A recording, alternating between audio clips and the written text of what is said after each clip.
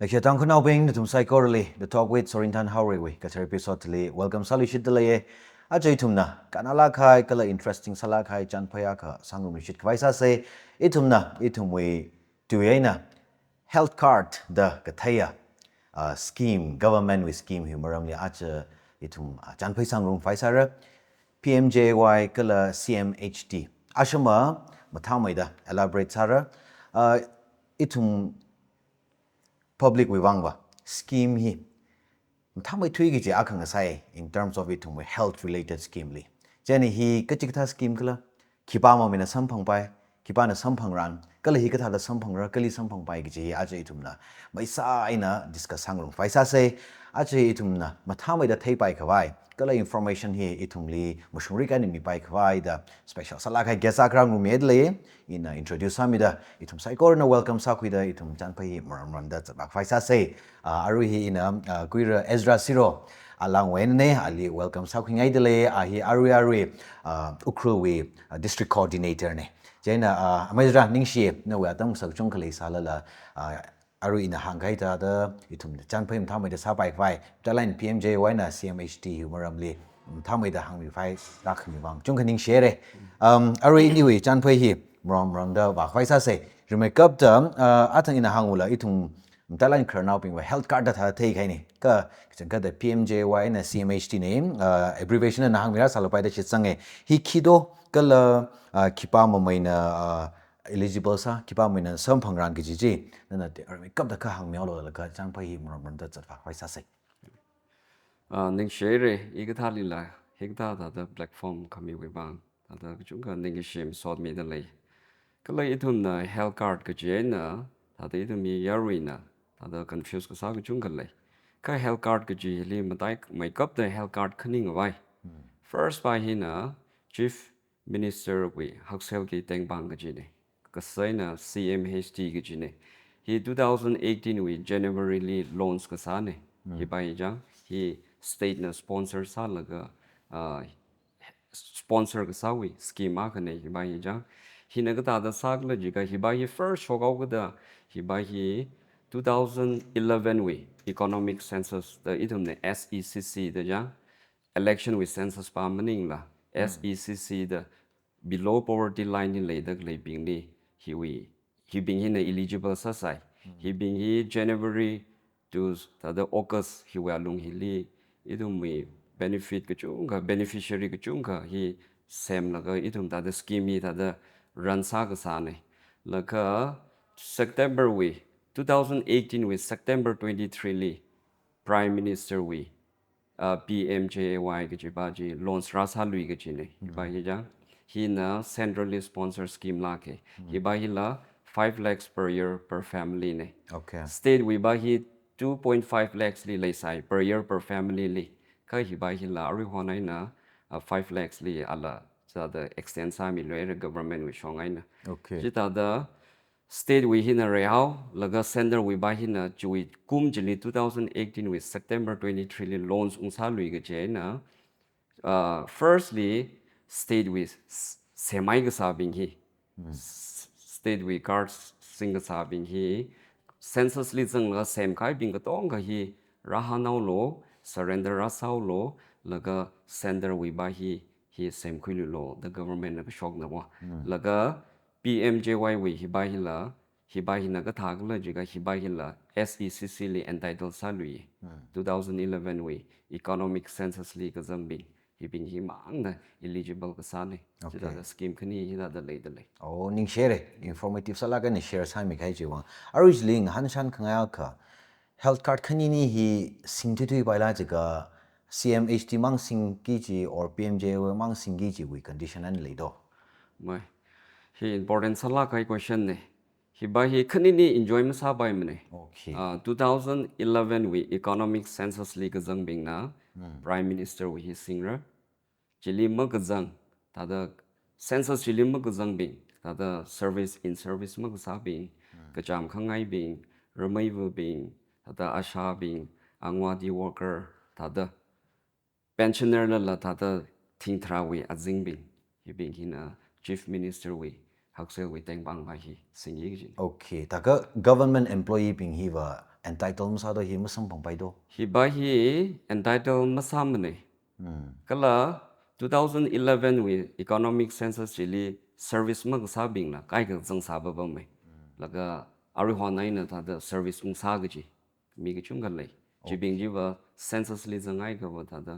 prime minister wi ba ji ta da enjoy sa bai oh okay agari health chart khani ni hi benefits ngai cha ka akhanam thak mai or akhana teu mai ka tha da benefits ji less sak mai ga tha kha leila ma ai ak ba ji was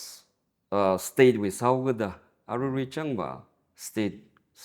wi alung mang li ta da ba hi benefit mi da lai ka ak ba hi na central sau ga da all over India, India. Okay, government na impanel sa ga hai hospital bing ji li ta da treat that sa bai okay ning share mathang mai da thai khu man da le yem ara hi samphang pai khwai hi we enrollment we process si ka tharo do kala documents mi khima mai require sa do ka chi ka thana hada hi health card ning jang da direct office li wa khang tin sa sa ba yang information nim thana musam phang ka jena documents si khima mai dar ka sa kala kali ka thada health card thi apply sa pai do Ari we state we buy first buy hi buy hi hang meo ge state we buy hi itum li ra athar hi swing laga jang office li ra itum na census li check sa meo ra laga mazang thor la laga aling han ra ta da na shi government service ka sa ma lai je ka ma lai mane je ka itum na atum li athar original hi head of the family ba we athar original hi itum na por laga chui li atum li ta da sabai ka Russian card hi awi Russian card hi mandatory sai okay and Russian card hi awi number la or ta da awi Russian card ju khira bai khira la ga itum na registration sa mi aura registration sa mi la ga aba SDO we process aga zang SDO na hi employee ga mo employee ga le ga je verified aga ga sa zang okay ta ga da itum we counter li registration ra sa aura itum na receipt aga mi aura receipt ji sing la ga concern SDO leave aura concern SDO liva laga ashina jui form aga mi shok aura form ji mi shok laga jili ashui family details ji jili fill up sai laga azing ni SDO na sign sai laga arwan na SDO bing na khwe au nga we na NOC board le da hang okay ga non objection certificate ai service mi sam ne ga ji we ya ji dai ga SDO na azing ni signature sa mi ga form ba ji itu mi li mu khida luila DID ba shi li mi sang aura hi DID ba shi na form ji upload sa mi re je ga ba ji ta da card ji CMS ji sem bai hai ne kala hi li ke mang hada ini ji continue ma sa warang ka chi ka thana ma thai sa ka DIT ji hina khiro do kala na shi office ji hina kali ka thada lei do ka thada phara pai ra issue in district hospital ka thar ba ji da la ya issue in a third floor li re room number 72 ya DID ba shi na DC with floor atung chang ni lei district information technology jade issue department ni laga CMS ji we liwa kachunga category kachunga criteria le away widow being akara thi gai being atuma thi gai death certificate ji khira laga family ji we athar original ka tong ka khira laga card sem bai SDO we process mazang ra ji ba ji asha being na ji ta ba bam ra asha being we ID ji khira ra adumi athar original ji khira ra laga angwadi worker being rano helper being rano hawker being rano newspaper media being ya jita da sa khui laga atum card sem khui bai SDO we process mazang la okay ka ji we criteria li mag zang bing ta da tolob la maza ga ji khi ka la sa ga ji bing ji ba SDO we process aga zang ra la jita la card ji sem khui ra laga re sender we bai na ka ta la ji ga aba athar ji sing la ra ra census li check sa mi aura sang sai ga ba ta da at the spot ta da itum na card ji semi bai ka chili mi mashaji khara darga sai maramba ba awi biometric khu yig ji lei okay kamara khra bing na ka ta da sarak la ji ga ba awi athar number right and phone number hi link sai sa ga ODB system ai na itum na sami bai jida da sender we na ka tiaw ga ta da tiaw ka kom mai bai mai de yang okay okay rimpai ra aru hi na shi we office mang li sem bai ga apam ga daily sem ga bai facility la lei do ma issue we li chung kham mai issue we li sem me laga idu mi concern and this see we shong ai na la outsource sa ta da mi khani ga thum lei Okay. athum bing azing ni la sem bai currently wa CSC chumui command service center bing ni la sa bai sai da da sama man je na arwani adumui credential ID jili problem gu chung rau gu da athum ma sem to ari ba kam dai la gai ni idum staff bing kalari DC na outsource ka sa bing hi hita da active sa la gai na sem da Okay, great. Good to know. Arui thaka apom hili both kamjong ai na ukrulwi. Same share dak le district hospital li jiga kamjong ing de same dak le sar do. Thui gai adam ni ba ma kam chong ai na ukru hi tha da ukru li sem sa ba mai ka idum na ka sha bai nang da ishi staff ka thumang e ishi staff ka thum na ka sha bai nang da tha da ku chon gai le tha da ishi kam chong la tang ko ser au ga da idum ma jo bai ma ra ga ji le au ga da idum ku chon ga bai nang da idum khang chon le ma chon gai le ka bai la ga chon dang kam chong i se mon na a wi nurse ka ni jo gai la ga ta da ishin la ko sha bai na dang na training he ma tha la gai na mi gai ne Okay. la ga ani la them la ga ta wa ta gai ne Okay. la ga ta sa ni la ju ba ji Theo cái gì ma phải no này. se ma Okay. en na i thai ko li wa ta da ani na tha la gai na sai ga ba ishi kam jong wi CSC li la ta da ik chu ga ra sa bai or ga ji Okay. ji ta da ngai la ga outsource operator aka active sa la gai na le da le ri kam jong wi bazar chang ni atu kan sa la ga ja Okay. wi li la ta da sem bai au li la ID le da le Oh, panai re. Okay. Scheme hi kuma khli 5 lakh si shimkhura kan enjoy sa bai ne. Arui empaneled hospital bing hile. ma Tangkul nau bing hi ka thai la chang sa la bai mak thai la chang sa la bai kha mik tong hi la mak sing la thai mik chung kha kar hi la ma sem rang sta la thai wo. Ari we enrollment data hi for both Kamjong and Ukhruli ka da le do. ma chỉ bảo chỉ in là khang miêu cái data hi electrically mag bi cái thật là bất phân yêu khara cái này hi ukur PMJY we enroll sa gai card sing dak le bi nge ari hi ukur we hi 36,988 Oh, chimang la. chỉ mang nge là kam jong we hi na 15,942 hi same ga hai ne là cái chang cấp và hi we eligible ishi kam jong ai na ukur we eligible hi 98,666 ne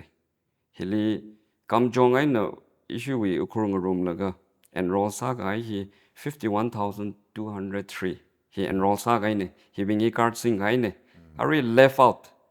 out beneficiary bing hi 47,463 Chia kan ma sem rang. he ya kan nam sem rang ga ji Kari chili tangkul nau bing arui census chili magazang bing hi. Chamsa da both Kamjong and Ukhruli khyang ji tan mi hi chili chu khare ji la. Da athum na la hi card hi sem ngai ji ga wa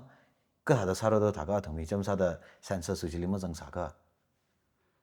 census chili ma jang thu ga ba center we ba hi ba upai ma nei khang te office we ta the back door ai na cha mang ka wa ta bi la ga sa ba hi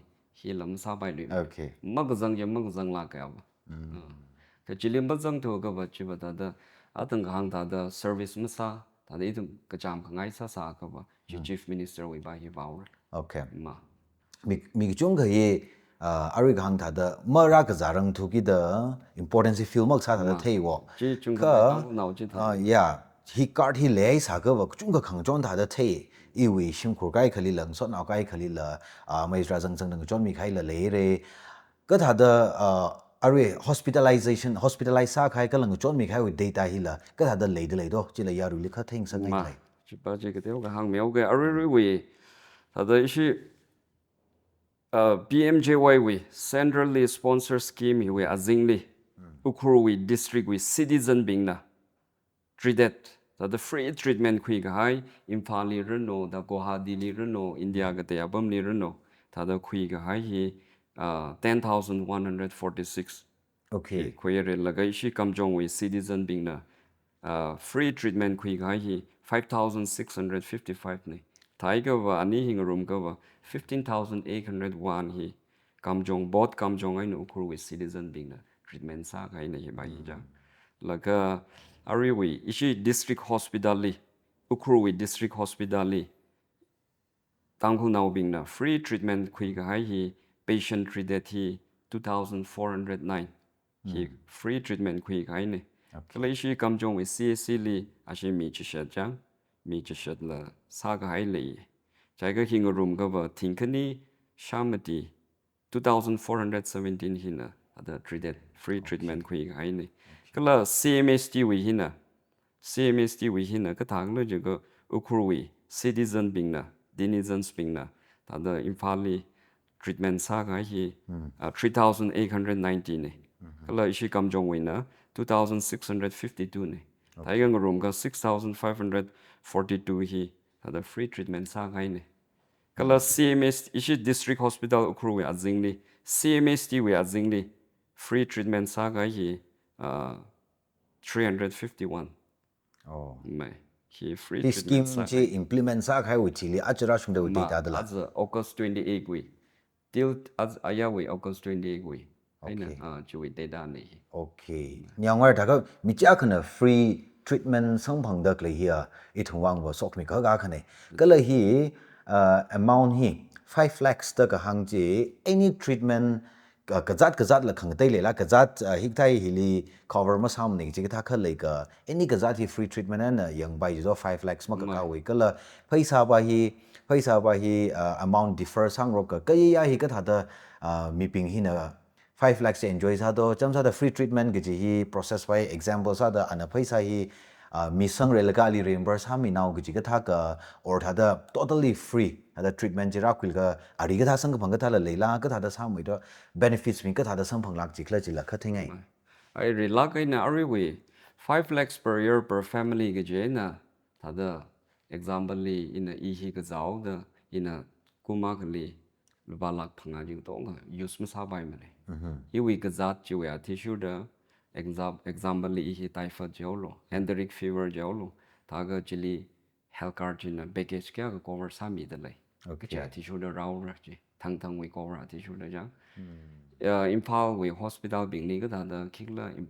da we hospital nga te we policy program ko te nga te sa la bai kai shi ukru district hospital liva ma itu we in house pharmacy hi ma later ma ne da hospital we alung ni pharmacy ma thala kai na da nga wa la ga da chili a free ai na khui la ga da chigitha ba ji ba ma sa ma ne shi district hospital liva a ba shi ba the reimbursement system okay ji we na sa da le je na ta da ari hon ma ishi na ma ta la gai na now ka praving CS ra sa da le bing he sender with health card ka sing bing ni ba idum na ba ting tra da khani we free ari pharmacy li mi da le kala CMST we na ting through we ari he free ene mi da le ka jimaning la ka zat ka dei bing ji ba reimbursement system mai na sa da le Okay. Whether no experience li issue district hospital li no or no we knowledge li itum both the districts li reimburse ha mi khai or enjoy sa khai amounting a teng rok ser sala pai chungmoi thui da kya shi ka thai yang mi da le do or na thai khai any patient we no kya ya ka shi khai dan da in a thai re ya ka reimburse ha mi vai sa mi khai le ki ka thai ka thai ngai ma covid adam li ta da ina aruri bing ju ba ta da ma ga covid adam li ta da treatment ra sa la ga mai ka la shi da kan thui khai le le ba bam ka thum bing li na beneficiary ak li na ka thai ji iram ba we mi ba bam mai ale chung mai thui da reimburse ka sa ye 1,20,000 sa mi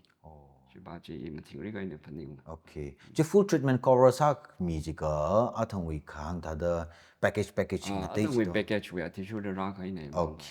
okay so 5 lakhs ka ji not necessarily our treatment ka tonga ji li cover sa ra ga ji maning mane okay but still then ji da package you alum ji li free treatment ni sam pai le da kle nei okay great ara mi ku chung khana wa thai sa la pai ka kai khana wa ta ka hospital si ka chi ka tha ping li hi facility avail sa kle empanel sa hospitals ping hi khima me ro dog jila thengai de le chaina ithum ma ta la kai na ithum we tangku apam hi li ke chi ta hospitals ping ro do or ithum we manipur li jo sa ayar ma chi sala la infal li jo se ithum na bazar la kai to la kai na khawa hospitals ke chi ka tha ping hi na empanel sa lo card ka ara card sing la empanel mak sa hospital ba ka wa enjoy ma sa ki sa scheme hi je na ka chi ma mai do chi la kha hang myo lo ishi ukru liver ishi we district hospital hi led hi impanel sai re là cái Dr. Nelson Chiwila à cha cũng chẳng impanel sa cái này Okay. ka shi wa specialist chi kai ni mang de la ya là cái shi we kam jong we CAC hi impanel wa sa de la là cái idum na thấy cái gì rim sai ne Jennings là cái phung we district hospital cái tông hi impanel sai Okay. cái CMHT we hi à cha cũng September 30 li government na private hospital being ni wa atam hun na ka we bang impanel mu sa tho wa Oh. Aru River rim sai ne Jennings là cái phung we district hospital cái tông le sa vai impanel sa sa re ka PMJY we ba hi wa ta da aya in a data khinga ti shu de wa private way rims Jennings sangai re ka phung we district hospital tong ga sangai re private way hospital hi 71 shi ka impanel sa la le de Oh, okay, okay. Ning share the RG ka thai important salakli ada hospital li wa yang papa khwai wang. Okay, Mr. Aram scheme hi sang bang bai bai mi bai ka zat hi yang ai re card ka singa ka hi district hospital li ka zat hi yang ai re. Aka RG scheme hi enjoy sa ka bai benefits hi enjoy sa ka bai process si ka tha da chat do pai sai sang bang bai bai. ma important sai ishi staff ping na la ward ka chi da health card ka sing bing na room number 72 li the health card chi samira samilo the ward ka chi da thai da li Okay. jena example li mia ka na khanang da ka za da hospitalize sao lo ni da la hospitalize sai ka wa awi card hi issue we counter li submit ka sar room number 72 li ya submit ka sar la ka Chief Minister we ba hi biometric ter gam sam nei ta da awi ji wa ishi staff ping na ta la ka ta da nurse ping we na file ji thum na ka bao ra ka la we photo ka bao ra la chi ta da sa bai kari PMJY we hi ba patient ba hi biometric na mi der ka sa ji da la chi ta u ga da khanang da ga za da ra zang ai re ji leo da patient ba nang so da health card ji issue li ka phung ra ga li bang kan nam sa ga ra ji we thi li ba paperwork ko dong ga ji ba issue we staff ping na ta da sa ga bai bai ji sa ra la ga patient ba ji pam pam la ga discharge sai re ji ga a we discharge paper ji issue li ka mi li ra issue li ka mi ra ka mi la ga issue na discharge sa ga bai process ko dong ga sa ga we thi li now the government na ta da a we package we ti shu da phaisa ji ta da hospital we account ni sang mi khai ji ta ran ni idum da ji wa ko shop la ga ta da ali telephone sa la ga ta da a we cash we mo ti shu da ji wa ti shu ri chin reimbursement sa mi Okay. atam ma ka zang ra ka hor chak ta za kai na sa mi Cash memos ko tong dar kar sa lo. dar ga sa ra Processing. ka cash we mo ji li ta da tang hang ta da example li ta da idum na hand glove ka ta ji ka ta bing ji ba ta da kigla ma khning package li ma zang bing ji ba kigla ma sa ma shan ner lim ra ka ta da we cash me mo wa yang ra yang la ka ta da ai hi bing ki ji wa ti shu ra calculate sa la ka mi sho ra Okay. Great. Amazing. Informative sala kai re ithung jung kho wang thei shin quick pai nga sa da le. Ara thei nga ga na wa athung na khang ni staff ko thumang ei je re district khani hi we mi hi a go yang sang mi da le thousands yang sang mi da le department with challenges ka tha da khima mai na thum ot ka sai le khima mai ka tha da face sak lag ji la kha thei ngai ari thum mi kai kha ma thei ma dan thum office li ra la ka da yaru health card ning chang example sa da hospitalize sa kha li da uchina chen na aring lang da kar sai la ra sa la pai kai kha of course remake up the relagan cycle to one ko mai sa la pai kal ari khang da na thum na process ka sa chi li department we na ki ka osak pha sak shi ka thama lei mo ikle le tyo me ka share sa mi lo nai ma dai makeup ta da idum we internet ba hi yang internet ba hi ot sa shi la ke ji ba ji maram ba ba ari we CMST ba hi ba offline ai la registration sa ba kar ma SDO ne approve sa kai with li card ka sem ji li ba idum na import sa ge ya ka le ji la ji li internet hi dar ga sa lui ari PMJY ba hi ba ta da how ko pho gai na ko ku ban dang da ba internet hi dar ga sa district hospital internet thi mom tha la le dak le sala thui gai li ba ta da chot la gai na le sa ye kha cha kum az kum we na ba ishin na real net hi pan sa ngai le la ga ishin na DC we na NIC we na ta da ji da net khani ba sing da Okay. je na ta da internet we ta da ka sa ka chung ga rai la ga tang khu nau bing yi ta da magazarang la ka wa ning mag sang da la ka hospital wa shung kai wi thi le hospital li bi ma man da issue wa chi dai re ga ji hi oi da ra ji da la ka ma sa mi ya ka wa ta da process ji sa gi ji ji le document si ma bai thu lo ta ka wa o chi mu gup sang bai ma ne ga ji da la ka ji ba ji ma phaning la ta da sa khui la gra ta da sa mi la lo ga ji ba hi ta da ga chung ga le wa chen na ji ta wi ka sak la ga chung ga le i dong bi tang ko we lu ni ya chen na ta da sha bai na dang da ma kan nang mang za rang ga i dong bi ta da ri la ga na ta da ngra ping khai bai na okay dai mi ka be da i ba ji hang ai okay okay phai re akara yarui we na thum na expectations e khima mai le don thum wang convenience ha mai da otsa pai khwai kala na thum wang la yarui wang patience being wang la kom la ga na ki ka te ka kaim le la ma tha mai da aruna na ga hangai re preparedness e la ga ka te ping hi ki ma arui ka hang da ra la ka arui sa mi phung lo ji ga da wi ra khang le sa la bai ya or apom ka te li lan thum li phone da sakra la chung ka le sa le re da ka tha ka tong ka wang pha bai ra pha mai ra da ki sang sa ngai li yarui le hi ba hi ta da ili hang lo ja ka ta da hang ro do awareness hi ta da khami dar ga sai ma ji ka wa ram ni ku chung ga pom dak le bing i dum na 2018 we na how vog ne ji la ta ga zra shung ai ga singum shini i dum na bao shang bao ta la ga ta da media li la a kha li la da i dum ba na ta da khang yaw ba ku chung ga yaw dak le ne ji la ka mi bing i ta da sha la thei la ta da tik mu ga ji ya ka le wa shi tang wo wi le ji ba jim sang sang ai ma ne je na ta da hang ta da o ji ta da le ji go ji ga wa ta da i re ge ji ba ji i wa ji sang sang ai ji ne ji ta wo da ta da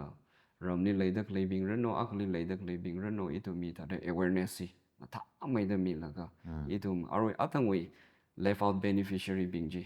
ta da ji bing ji i to ma ta mai da ka ta ga wi lum ni ta da ji ba ji sem khwing sang ai ji ta i ga wi to mi la ta da pai me ra ta da i to bang la ko me ra ga ji okay ji hang sang ai great ning share mai zra aja e thumna mathai ga sa ga chung khana na share sa me re CMHT kala PMJ wai ki kala kala ka tha da ki pa mai na sam phang pai chin na ma tala ga na kala arwe shock tak la incidents bing ai na la example set sa la ka chung ka hang me re ring phana ning shnai re I wi wa ga na question hi basic sa la ga na ri bing ji ya ru na thai khang gi bing sa da han khai sa ne jena achuwa first la sau gi da yu ba ga ni hi na khang jang sa re in yu chan phai kup sang pai mai khwai concluding remarks sa dan li atam tiao khami ngai health card hi kya ga important sa do ka le hi khle hi kya ka kana hi le ka I thumui wang ka tha da shin khur ji wang la kana mai ga ji hi li be sa la ga concluding remark na ka share sa mi lo jo mai ai health card hi I personally la ila benefit khui ga ya ka ne ji ta wo da I wi wang ba ta da kana ye da I ba hangai kala mi ga chung khala I wi benefit khui ga le I dum na atam ni ka chang ni success story ko khui wai ji li I dum mi ga chung ga wi success story le I dum khoi re da I mang maning mane mi ga chung ga benefit khui la ga ta da ya ring pa na ye kala hi na I wi shim khur li kala I li ga chon kai ga chung ga le ga ji mi ting le da ga le ne ka ta da ji bing ji li la ta da atam cha ka ba ta da no I short li la ta da thang ka ba ta da zeng sangai ji ga ba mi ga chung ga le da le je na car thi ba ta da yu wang wa ta da hang lo ja ka ba hi ba ta da ngaran sang phung gi ji ta da samsung phung gi ji a ka ne maram ba ba o ga thya tam hi mam tha lak thur ka za cha ka shin le pui re I dum ka tran khanang ra ka za ra ji ki pa ka mahang ra man ne tam ji ja ji ta o ga da ta da I dum tang khu nau I na tang hang hai ta da I dum tang khu nau bi ni 11 hours li ta da ran nam ka phul la ka ta da ka sa hi pui la ga thang ga chi da ne ji ba a ko ma man de li la ji ta da mi khnik thum ra sa lui ra ji ba ma ga shoi ne je na ji ba ji ma sang sang ai ma ne ri la ga na ma shop rang ma ga ngaran ping khai ka sa ba ji ye ji sang sang ai kala I thum wi li documents li khawat ka chung ga le ji ta o ga da ari PMJY wi ba hi ba akhar hi census li zang approve hi ma zang tho ga ba akhar ba hi sem khoi la ga approve la et sa bai now la et sa bai ga ji ne ta ga ni wi et ka sa ji li break her we marriage certificate hi darka sai jene idum we association being we marriage certificate mi wa association being na ja chili idum we round seal hi magazang chung ga idum thei round seal mazang ga ma mya ma ne je ta ga da ta da marriage certificate ka ta khui ga hi association we round seal no church we local we round seal no pastor ba we seal no church we seal no je ba ji ma thala kai na sa khui la ga rang sangai maram ba ba documents ma bai ma da azra akama ramni hangung na ga bi khui ng sak lui sen sarang sak lui ga ji we inconvenience ku chung asam bang je da la ga association bing we round sil ma jang sa tho ga da ji we inconvenience la ga chung ga idam sam bang ji da ga da documents hi ma thala kai na phari la ga association bing reno church we local we ji we church local reno ji we round sil lai na sil bing ji ma thala kai na sang la ga khoi rang sangai chế này ít đồng tăng nào một tổng cái này là hàng ngày ba ít đồng mi mất khả năng mất giá rằng là cả government này hít ta đã benefit hít ta scheme mi được lấy khi ít đồng mà thả lá cái này đã tâm trạng lá cái này enjoy sao quý sẽ chỉ ba chỉ ít chỉ hàng ngày okay ning schneider mà ra à chỉ ni chan phaisa là cái personally zang zang là cái knowledgeable sala khaya itum na teishin kui ba ya chan phaya khang sai re no atam sak chung khalai sala la show li rak me ning she kalam tala ga na itum tang khun naw bing li na personally no iwi otpom ne ji mang ji hai lak la ka tang khun naw sa da rish naw sa da nang chon ngai re da mi chung galing chon mi khai ji wang chung ning she rather clay atam li na chung mai da ling chon mi ra ji shit ka sang le no wi ot manga sa ba gi sai ko ra ri phang mai lo a them lo ji ning share ko ji ling so da hang shit ngai da le kala ita da chan phai sang lu shit khwai sa sai ning share kala aja episode yang mi kaya ya recycle la ning shi chung ka phong shok da le aja CMHT kala PMJY Ukhrul District Coordinator Kuira Ezra Siro ini chan phai sa la ga ithum na ka shok sang chung ka theshin khwe re hili matai mai tui ji ithum na realize sa gi ji wa benefits scheme mi da klai hi government ne ithum le slai mi da klai ithum mi chung ka enjoy ma sa da le mane kala a khana wa ithum na remade da ma siam hai la ka za ga hai wili cho chang la kai na ka to chi se na chung ka hassle she good le ga sang ro da le ji la sha da le ithum census li jang da klai kala eligible sa da klai bing ta koi long le health card hi siam kui vai sa se ithum tang khu naw bing office li pam ga ithum wi wang da siaming area wai na pam da klei li wal ka va siam kui se kala ithum any problems issues le la athum wi khang jon kui la ga siam kui sero se kala ka khnang ga za khala atam ji tran li la empanel sa ga hospitals bing hi li wal ga ithum treatment kui la ga ithum scheme mi dak le hi enjoy sa khwai sa se gi ji hi hangsang khangai ne ka matai mai thui gi ji wa na ithum phasali kerm thalain khui se ithum ka shaka zali ka pi ka pom le ithum ka sat ka kar gi dam thalai nga ka care khui la ka shabain dang da makhna magaza khawai gi ji sa se ithum doctors bing chung kha le de le ithum wi thai kham sui ithum shim khurano consult sa shon se yang ka ji ja wi phasa hi hasak mai thui da khui la ga ithum opti vai sa se ji hang khangai ne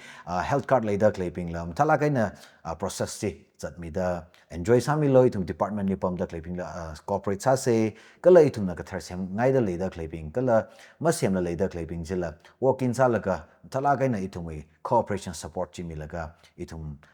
processing shung like an la say ji la hang sang ngai ne ning share tum psychology next episode le sampang selu shit say